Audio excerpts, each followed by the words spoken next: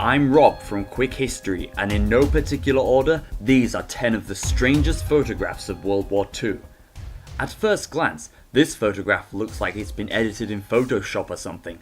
After all, how can 4 men pick up an American M4 Sherman tank weighing up to 84,000 pounds by hand?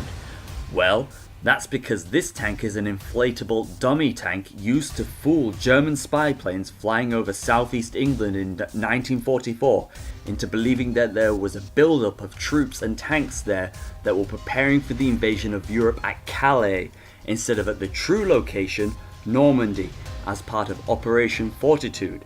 It was an ingenious plan that kept German troops away from the Normandy coastline even after the invasion had occurred. Dummy tanks, cars, ships, planes and artillery guns were used by both the Allied and Axis powers to trick and deceive one another in all theatres of the war. The most advanced ones were the inflatable ones, but there were others that were just frames made of wood that were loaded onto jeeps and trucks, or even just picked up by people and walked along. It's quite an interesting piece of forgotten history that arguably saved the lives of many soldiers and had a huge hand in the eventual outcome of D-Day and the war in general. While looking like mini tanks designed for very small people, the Goliath tracked mines were radio-controlled demolition vehicles deployed by the German Wehrmacht during World War II to destroy tanks and buildings. They carried up to 100 kilograms of explosives in a special compartment, and are certainly some of the most unique weapons of the war. These ones in this picture here were captured by British soldiers. Allied powers took the technology from these mines and they became the basis for many future remote controlled vehicles. The Allied military believed that they were ineffective in combat situations, but the Germans claimed that they were quite effective in World War II as they destroyed some Allied vehicles in France after D-Day. Although they broke down easily, required a long cable between the driver and the mine, and often became stuck. In total, over 7,000 were made, and even the Romanians produced some prototype designs. A pretty impressive feat for the time, and they moved faster than you'd think. Being stuck inside the bowels of a ship or submerged in a submarine can leave sailors with a severe lack of vitamin D. Luckily, these British Royal Navy sailors are receiving ultraviolet treatment, similar to the tanning beds of today, to get the much needed vitamins in order to prevent illnesses. The sailors would take off their clothes, stand inside a room, put on sunglasses and bask in the ultraviolet glow as the picture shows. Quite a smart idea actually. After Pearl Harbor, the threat of an attack on the US mainland by the Japanese was a real and serious concern. Gas masks were distributed to the citizens of cities along the west coast, such as Los Angeles. These masks were thought to have a somewhat scary appearance and could cause panic and distress for children. So, the US created these Mickey Mouse gas masks for children. While these may be scarier for us looking back at them today, I am thankful that there was never a successful chemical or biological attack on the US during the war, and these had never been used in a real life situation. The Japanese were, after all, capable of this, as they committed many chemical and biological attacks in China under Unit 731.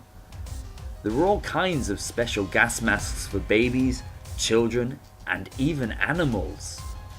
German U-boats prowling the Atlantic, Arctic, North and Baltic seas during World War II had to be wary of British submarine hunters, mines, dangerous rock formations, and polar bears?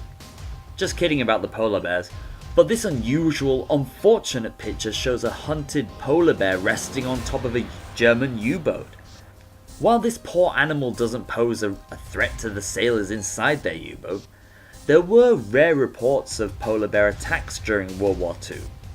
The soldiers are brandishing an MP-40 submachine gun and Kar-98K rifles, so it was most likely killed by small arms fire. Speaking of polar bears, German soldiers and citizens posing with a man in a polar bear suit for photographs, such as this one, was actually quite a common trend during the war. Of course, due to the trade embargo placed on Nazi Germany during World War II, the The syrup used to make Coca-Cola was not readily available in the country. So, the Germans created their own drink, called Fanta, a name which is based off the German word Fantasy, meaning imagination in English. The mascot of this new Fanta soda at the time was the polar bear, hence all these bizarre pictures. Far from being cute, these pictures were just creepy and weird, but at least we still get to enjoy Fanta even to this day. Nazi Germany prided itself on white supremacy and ethnic purity, so it is rather surprising and hypocritical to see this young Asian man in a German Wehrmacht uniform. He was captured along with other Asian men by US paratroopers who landed near Utah Beach during the D-Day invasion of June 1944. US troops couldn't communicate with him at the time, and the obvious solution was to believe that he was Japanese. He was part of what the Germans called Ostlegionen, or Eastern Battalions, which were comprised of captured soldiers from the Soviet Union. This particular person's identity is unknown, but the most famous person to fight in these battalions was the Korean Yang Kyung-jong. He remains to this day the only person who has fought on 3 different sides during a war. He was conscripted into the Imperial Japanese Army at 18, but during the famous Battle of Khalkhin-Gong, he was captured by the Soviets and sent to a gulag. The Russians then pressed him into service along with other prisoners to fight against the Germans, who in turn also captured him on the Eastern Front. Finally, as previously stated, he was captured by US troops in France during the invasion of Europe. His story is so fascinating that even a movie called My Way was made about his life during the war. War really is a terrible experience for young men to go through, so humor is often the best way to cope with it.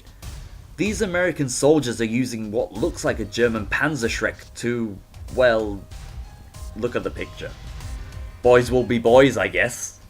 Now, I've already made a video on this subject, so please go to the video link in the description once this video is finished. But to sum up, the Battle of Los Angeles offers some of the most convincing evidence for UFOs ever. Above the sky of the city, a slow-moving object was seen after radar stations picked something up off the west coast of the United States. Thousands of shells were fired at the object, but none had any effect, even though it was slow-moving and completely illuminated in the sky by searchlights. It was blamed by military and government officials on a stray weather balloon and war nerves caused by the Japanese submarine attacks.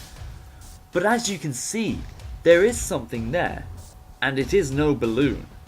It is perhaps the biggest mystery of World War II, and will most likely never be answered.